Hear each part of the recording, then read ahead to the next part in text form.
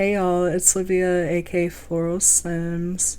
Today I'm going to be showing you guys my brand new post-apocalyptic save file. This is Dead End 1.0 and I'm super excited to take you guys through everything. I've been putting a lot of work into it and I'm super happy that it's finally finished.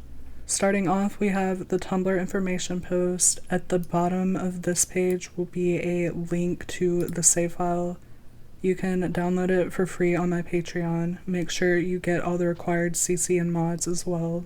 I created a full story for the universe of this save file, so there's also 2 links on the information post where you can read some of the lore. This is the history of Millhaven, where I wrote about the history of the town before the outbreak.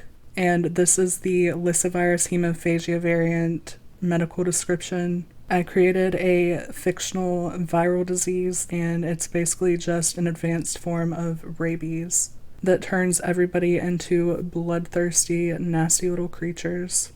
Here's a map overview. There are 2 active households which live in the world, but there's a total of 22 human survivors as well as 89 infected. I made 2 antagonistic groups. These are the Marauders. They're a brutal group of raiders, and these people are in the DCEU, which is a tyrannical military group. This is a stage 1 LHV infected. The infected are also nicknamed the Sick.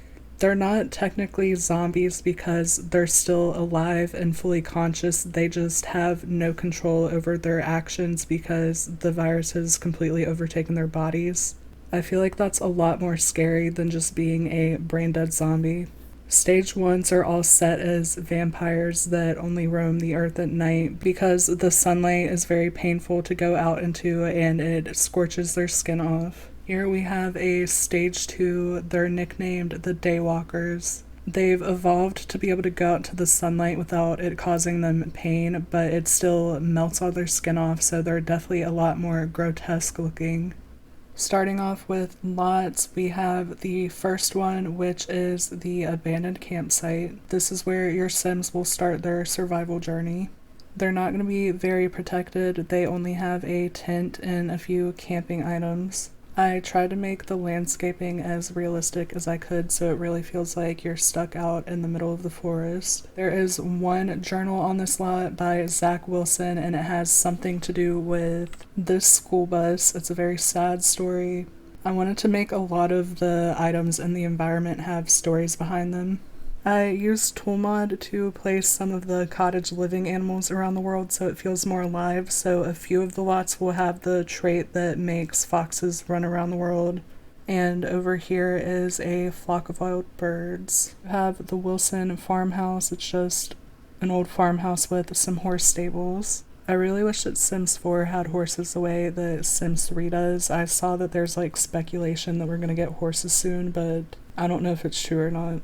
I don't want to talk too much about the characters in this save because I don't want to give everything away, but one of the survivors in the active households actually used to live here. Here's what the inside of the stables look like. I wrote briefly in one of the journals about the horses, so you'll be able to figure out what happened to them.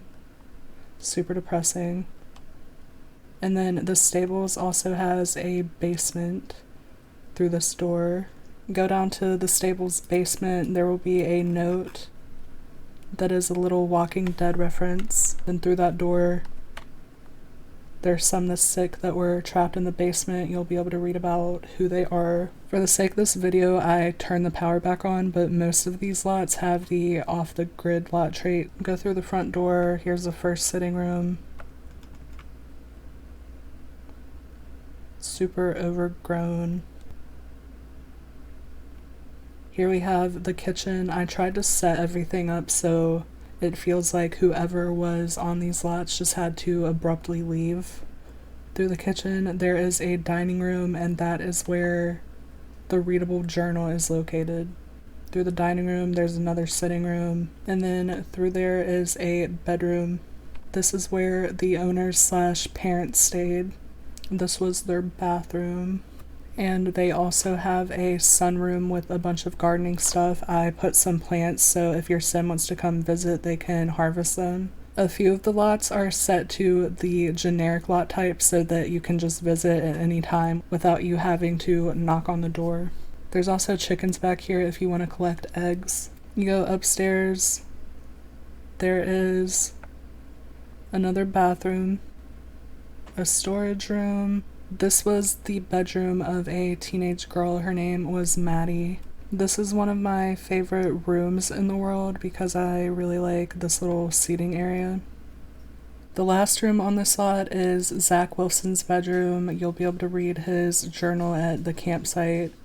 Like I said, I don't want to give away too much, but Zach was drafted into the military at the beginning of the outbreak. Even though he was untrained, he had to help them fight off some of the sick.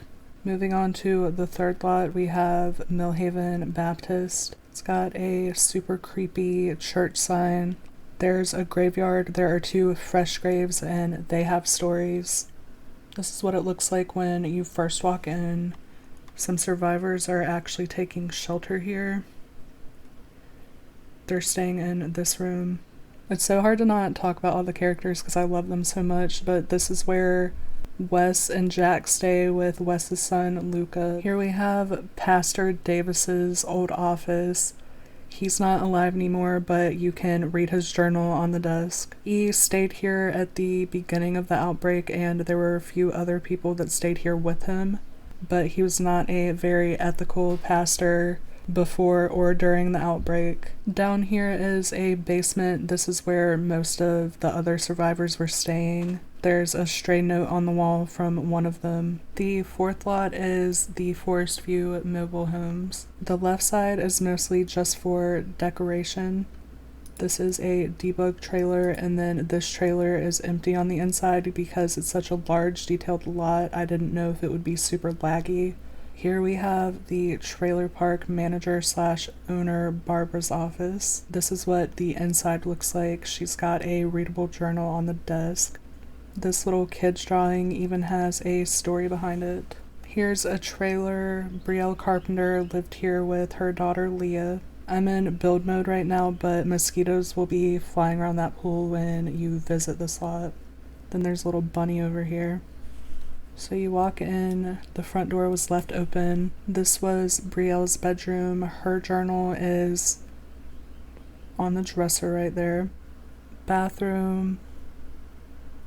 And her daughter Leah's bedroom. This was their little living area. Then through here is just the kitchen. Brielle was very close to the trailer park manager, Barbara. Their stories are both about each other. This is one of my favorite environments in the world. I spent a really long time adding all of the landscaping. This sign is actually what helped me come up with the name for the save file, because for a minute I was stuck on what to call it. But I felt like Dead End was fitting and it was a little bit cheesy and campy. So yeah, that's how I came up with the name for the save file. And now we are on to the final lot. This one was completely inspired by the first Last of Us video game. I started playing it and I fell in love with it. Now it's my favorite game, so I definitely got a lot of ideas from it for the save.